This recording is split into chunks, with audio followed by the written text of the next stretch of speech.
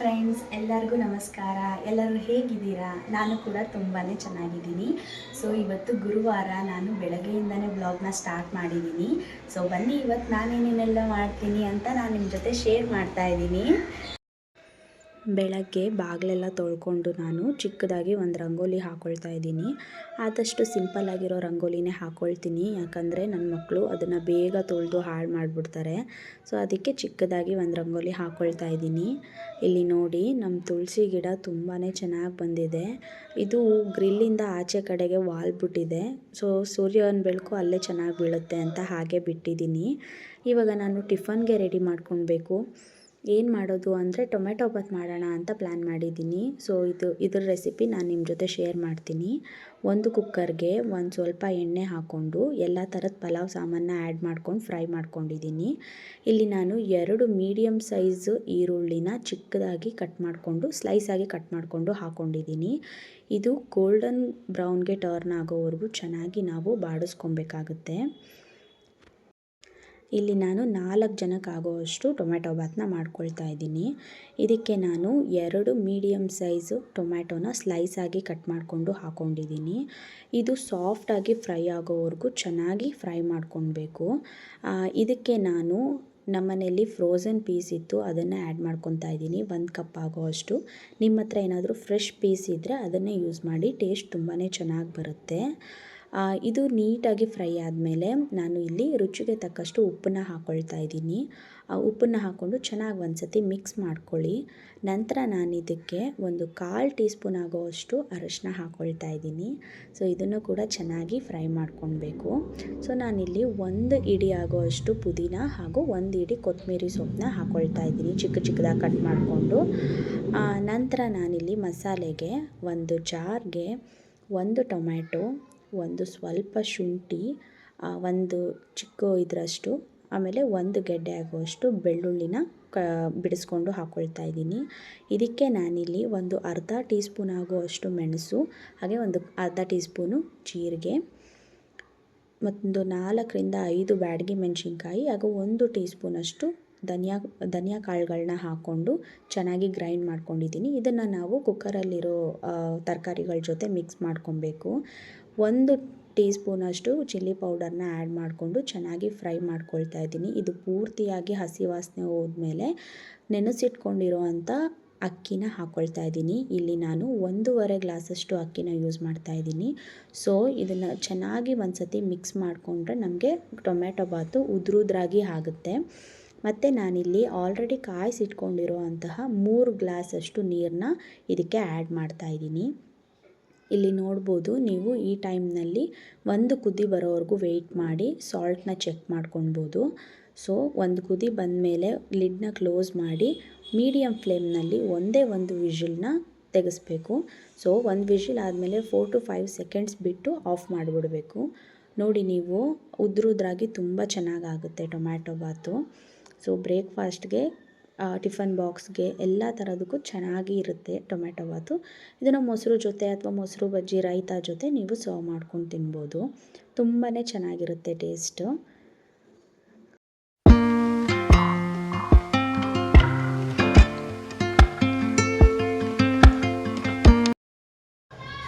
Friends, ನಾನು ರೀಸೆಂಟಾಗಿ purchase ಮಾಡಿರೋ ಒಂದು ಹ್ಯಾಂಡ್ ಬ್ಯಾಗ್ ಬಗ್ಗೆ ಹೇಳಬೇಕು ಅಂದ್ಕೊಳ್ತಾ ಇದ್ದೀನಿ. ಸೊ ಈ ಬ್ಯಾಗು, ಇದು ಬಂದು ಇಂಡೆಕ್ಸ್ ಬ್ರ್ಯಾಂಡ್ದು. ಇದು ಪೀಚ್ ಕಲರಲ್ಲಿದೆ, ತುಂಬಾ ಚೆನ್ನಾಗಿದೆ. ಕ್ವಾಲಿಟಿ ವೈಸ್ ಕೂಡ, ಕಲರ್ ವೈಸ್ ಕೂಡ ಚೆನ್ನಾಗಿದೆ. ಸೊ ಇದರಲ್ಲಿ ನಮಗೆ 4 ಕಂಪಾರ್ಟ್ಮೆಂಟ್ ಬರುತ್ತೆ. ಕಾಣಿಸ್ತಾ ಇರ್ಬೋದು ನಿಮಗೆ, ಇದರಲ್ಲಿ 4 ಕಂಪಾರ್ಟ್ಮೆಂಟ್ ಬರುತ್ತೆ. ಒಂದು ಬಂದು ಫ್ರಂಟಲ್ಲಿ ಈ ಥರ ಜಿಪ್ ಇರುತ್ತೆ, ಆ್ಯಂಡ್ ಮಿಡಲಲ್ಲಿ ಈ ಥರ ಜಿಪ್ ಇರುತ್ತೆ. ಸ್ಪೇಷಿಯಸ್ ಆಗೂ ಇದೆ. ನಾವು ಸಿಂಪಲ್ಲಾಗಿ ಮೇಕಪ್ ಪ್ರಾಡಕ್ಟ್ಸು, ಬೇಬಿ ಪ್ರಾಡಕ್ಟ್ಸು ಏನಾದರೂ ಕ್ಯಾರಿ ಮಾಡೋದಕ್ಕೆ ಯೂಸ್ಫುಲ್ ಆಗಿರುತ್ತೆ. ಬ್ಯಾಕ್ ಸೈಡು ಈ ಥರ ಚಿಕ್ಕದೊಂದು ಜಿಪ್ ಇದೆ. ಸೊ ಇದ್ರ ಸ್ಪೆಷಾಲಿಟಿ ಏನಪ್ಪ ಅಂದರೆ, ಇದು 2-in-1 ಹ್ಯಾಂಡಿಂಗ್ ಬ್ಯಾಗು. ಇದು ಬಂದು ನಾವು ಈ ಥರ ನಾರ್ಮಲ್ ಆಗಿ ಕೂಡ ಹ್ಯಾಂಡಲ್ ಮಾಡ್ಬೋದು, ಆ್ಯಂಡ್ ಈ ಥರ ಲೆಂತಿಯಾಗೂ ಕೂಡ ನಾವು ಯೂಸ್ ಮಾಡ್ಬೋದು, ಲೆಂತ್ ವೈಸು. ಸೊ ನೀವು ನೋಡ್ಬೋದು, ಇದು ಚೆನ್ನಾಗಿ ಕಾಣಿಸ್ತಾ ಇದೆ ಅನಿಸುತ್ತೆ.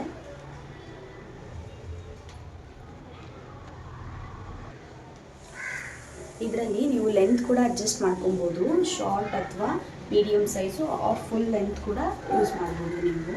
ತುಂಬಾ ಚೆನ್ನಾಗಿದೆ. ಸೊ ಇದ್ರ ಬಗ್ಗೆ ನಿಮಗೆ ಹೇಳಬೇಕು ಅನ್ನಿಸ್ತು, ಹಾಗಾಗಿ ಹೇಳ್ತಾ ಇದ್ದೀನಿ. ಇಷ್ಟ ಆಗಿದ್ದರೆ ಒಂದು ಕಮೆಂಟ್ ಮಾಡಿ ಫ್ರೆಂಡ್ಸ್. ಮಧ್ಯಾಹ್ನಕ್ಕೆ ಒಂದು ದಿಢೀರ್ ರಸಮ್ ಮಾಡೋಣ ಅಂದ್ಕೊಂಡಿದ್ದೀನಿ. ಇದು ದಿಢೀರ್ ರಸಮ್ ಏನಕ್ಕೆ ಅಂತ ಅಂದರೆ ತುಂಬ ಫಾಸ್ಟಾಗಿ ಆಗೋವಂಥ ರಸಮ್ ಇದು, ಟೊಮ್ಯಾಟೊ ಯೂಸ್ ಮಾಡಿ ಮಾಡೋ ಅಂಥದ್ದು. ಸೊ ಇದಕ್ಕೆ ನಾನು ಒಂದು 5ರಿಂದ 6 ಟೊಮ್ಯಾಟೊ ತೊಗೊಂಡ್ರೆ ಸಾಕು, ಚಿಕ್ಕದಾಗಿರೋ ಅಂಥದ್ದು. ಇದನ್ನು ಒಂದು ಪೀಸಾಗಿ ಕಟ್ ಮಾಡಿ ಮುಳುಗೋ ಅಷ್ಟು ನೀರು ಹಾಕಿ ಕುಕ್ಕರಲ್ಲಿ ಒಂದು 4ರಿಂದ 5 ವಿಷಿಲ್ ಬೇಯಿಸ್ಕೊಳ್ಳಿ. ಸೊ ಇದು ಬೆಂದಾದಮೇಲೆ ಒಂದು ಪ್ಲೇಟ್ಗೆ ಹಾಕ್ಕೊಂಡು ಇದನ್ನು ಆರೋದಕ್ಕೆ ಬಿಡಿ. ಇದು ಕಂಪ್ಲೀಟಾಗಿ ಆರಿದ್ಮೇಲೆ ಒಂದು ಪಾತ್ರೆಗೆ ಒಂದು ಸ್ವಲ್ಪ ಎಣ್ಣೆ, ಸಾಸಿವೆ, ಕರಿಬೇವು, ಒಣಗಿದ ಮೆಣಸಿನ್ಕಾಯಿ ಹಾಗೂ ಒಂದು ಸ್ವಲ್ಪ ಜಾಸ್ತಿ ಬೆಳ್ಳುಳ್ಳಿನ ಜಜ್ಜಿಟ್ಕೊಂಡಿದ್ದೀನಿ. ಅದನ್ನೆಲ್ಲ ಇದಕ್ಕೆ ಹಾಕ್ಕೊಂಡು ಚೆನ್ನಾಗಿ ಫ್ರೈ ಮಾಡ್ಕೊಳ್ಬೇಕು. ಆಮೇಲೆ ಇದಕ್ಕೆ ಒಂದು ಅರ್ಧ ಟೀ ಸ್ಪೂನಷ್ಟು ಅರಿಶಿನ ಹಾಕ್ಕೊಬೇಕು. ನೆನೆಸಿಟ್ಕೊಂಡಿರೋ ಅಂಥ ಹುಣಸೆಹಣ್ಣು ಹುಳಿನ ಹಾಕ್ಕೊತಾ ಇದ್ದೀನಿ ಇದಕ್ಕೆ. ಇದೊಂದು ಸ್ವಲ್ಪ ಫ್ರೈ ಆದಮೇಲೆ ನಾವಿಲ್ಲಿ ಜೀರಿಗೆ ಮೆಣಸು ಪೌಡ್ರನ್ನ ಆ್ಯಡ್ ಮಾಡ್ತಾಯಿದ್ದೀನಿ. ರೆಡಿಮೇಡ್ ಇದ್ದರೆ ರೆಡಿಮೇಡೇ ತೊಗೊಳ್ಳಿ. ನಾನಿಲ್ಲಿ ಕುಟ್ಟಿ ಪುಡಿ ಮಾಡಿ ಹಾಕ್ಕೊಳ್ತಾ ಇದ್ದೀನಿ. ಇದಕ್ಕೆ ಟೊಮೆಟೊ ಬೇಯಿಸಿರೋ ಅಂತಹ ನೀರು, ಸ್ವಲ್ಪ ಉಪ್ಪು ಹಾಕಿ ಚೆನ್ನಾಗಿ ಕುದಿಲಿಕ್ಕೆ ಬಿಡಿ. ಆಗಲೇ ಪ್ಲೇಟಲ್ಲಿ ಆರಕ್ಕೆ ಬಿಟ್ಟಿರೋ ಅಂಥ ಟೊಮ್ಯಾಟೋನ ಜಾರಲ್ಲಿ ಹಾಕ್ಕೊಂಡು ರುಬ್ಕೊಂಡು ನುಣ್ಣಗೆ ಇದನ್ನು ಬೇಯ್ತಾ ಇರೋ ನೀರಿಗೆ ಹಾಕಬೇಕು. ಫೈನಲ್ ಆಗಿ ಇದಕ್ಕೆ ಕೊತ್ತಂಬರಿ ಸೊಪ್ಪನ್ನ ಗಾರ್ನಿಷ್ ಮಾಡಿ. ತುಂಬಾ ಚೆನ್ನಾಗಿರುತ್ತೆ. ಸಿಂಪಲ್ ಆ್ಯಂಡ್ ಟೇಸ್ಟಿ ಮತ್ತು ಕ್ವಿಕ್ ರೆಸಿಪಿ ಇದು, ಬೇಗ ಆಗೋಗ್ಬಿಡುತ್ತೆ ಮತ್ತು ಟೇಸ್ಟು ತುಂಬ ಚೆನ್ನಾಗಿರುತ್ತೆ. ಈಗ ವೆದರು ತುಂಬ ಕೋಲ್ಡ್ ಇರೋದ್ರಿಂದ ಈ ರೀತಿ ರಸಮ್ಮು ತುಂಬ ಆರಾಮಾಗಿ ಊಟ ಮಾಡ್ಬೋದು, ತುಂಬ ಚೆನ್ನಾಗಿರುತ್ತೆ ಮತ್ತು ಮಕ್ಕಳಿಗೆಲ್ಲ ಕೋಲ್ಡ್ ಆಗೋದಿಲ್ಲ. ಇದು ಒಂದು ಸರ್ತಿ ನೀವು ಟ್ರೈ ಮಾಡಿ. ಮತ್ತು ಮಧ್ಯಾಹ್ನ ಆಗೋಯ್ತು. ನಾನು ಸ್ವಲ್ಪ ಬಟ್ಟೆಗಳಿತ್ತು, ಅದನ್ನು ಮಡ್ಚ್ಕೊಳ್ತಾ ಕೂತಿದ್ದೆ, ಒಗೆದಿರೋ ಬಟ್ಟೆಗಳನ್ನ. ಇಲ್ಲಿ ನನ್ನ ಮಗ ನೋಡಿ ಆಟ ಆಡ್ತಾ ಇರ್ತಾನೆ. ಅವನ್ನ ಸ್ವಲ್ಪ ಹೊತ್ತು ಆಟ ಆಡಿಸ್ಕೊಂಡು ಸ್ವಲ್ಪ ಅವನಿಗೆ ಮಲಗಿಸ್ಬೇಕು. ಇವಾಗ ಮಲಗಿ ಎದ್ದರೆ ಸಂಜೆ ಆಗಿಬಿಟ್ಟಿರುತ್ತೆ. ಎದ್ಮೇಲೆ ಅವ್ನಿಗೆ ಸ್ವಲ್ಪ ಆಟ ಆಡಿಸಿ ಹಾಲು ಕುಡಿಸಿದ್ರೆ ಆಟ ಆಡ್ಕೊಂಡು ಇದ್ಬಿಡ್ತಾನೆ ಅವನು.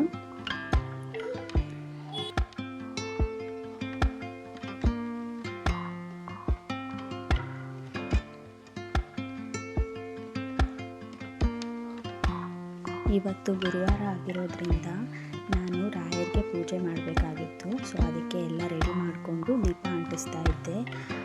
ನಿಮ್ಮಲ್ಲಿ ಯಾರೆಲ್ಲ ರಾಯರ ಭಕ್ತರಿದ್ದೀರಾ ಒಂದು ಕಮೆಂಟ್ ಮಾಡಿ. ನಾನು ಕೂಡ ಗುರು ರಾಘವೇಂದ್ರ ಸ್ವಾಮಿಗೆ ಭಕ್ತೇನೆ.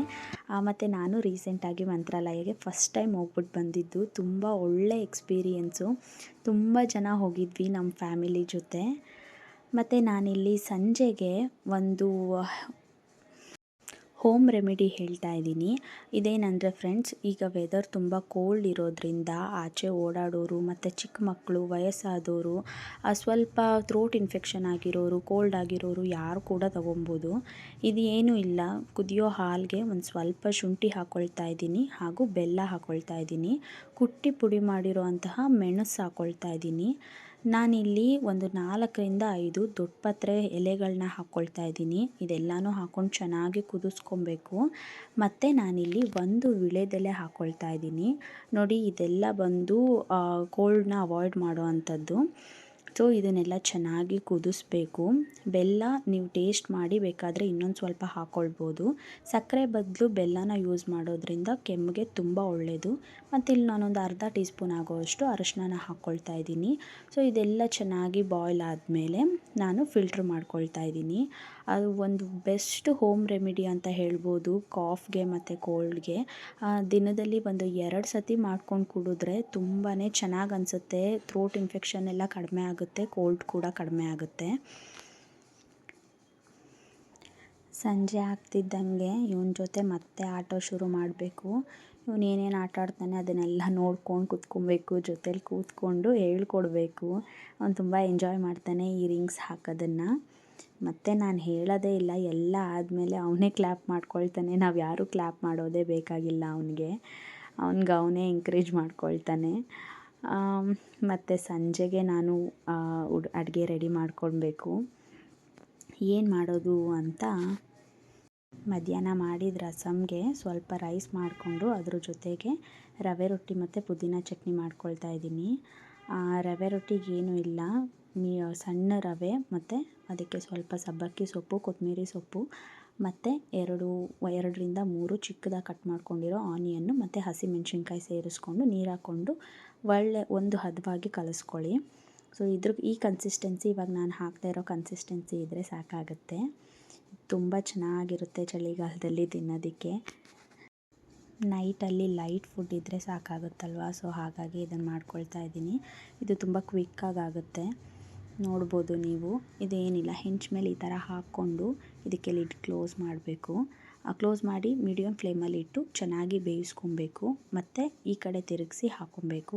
ಎರಡೂ ಕಡೆ ಚೆನ್ನಾಗಿ ಬೆಂದ ನಂತರ ಸರ್ವ್ ಮಾಡಿಕೊಂಡ್ರೆ ಆಯಿತು. ಸೊ ಇವತ್ತಿನ ದಿನ ನನಗೆ ಹೇಗಿತ್ತು ಅಂದರೆ, ಫುಲ್ ಡೇ ಒಂದು ಸ್ವಲ್ಪ ಹೊತ್ತು ರೆಸ್ಟ್ ಇಲ್ಲ, ಫುಲ್ ಡೇ ಎಂಗೇಜ್ ಆಗಿದ್ದೆ ನಾನಿವತ್ತು. ಬೇಗನೆ ಕಳೆದೋಯ್ತು ಗುರುವಾರ, ಮತ್ತು ನಾಳೆಗೆ ಏನಪ್ಪ ಅಂತ ರೆಡಿ ಮಾಡ್ಕೊಳ್ಬೇಕು. ಸೊ ಚೆನ್ನಾಗಿತ್ತು. ನಿಮಗೂ ಈ ವ್ಲಾಗ್ ಇಷ್ಟ ಆಗಿದ್ದರೆ ದಯವಿಟ್ಟು ಒಂದು ಲೈಕ್ ಮಾಡಿ. ಪ್ಲೀಸ್ ಯಾರೆಲ್ಲ ಸಬ್ಸ್ಕ್ರೈಬ್ ಮಾಡ್ಕೊಂಡಿಲ್ಲ ಪ್ಲೀಸ್ ಸಬ್ಸ್ಕ್ರೈಬ್ ಮಾಡ್ಕೊಳ್ಳಿ. ಹಾಗೆ ಒಂದು ಕಮೆಂಟ್ ಮಾಡಿ ನಿಮ್ಮ ಫ್ರೆಂಡ್ಸ್ ಆ್ಯಂಡ್ ಫ್ಯಾಮಿಲಿಗೆ ಶೇರ್ ಮಾಡಿ. Thank you very much for watching. Bye bye.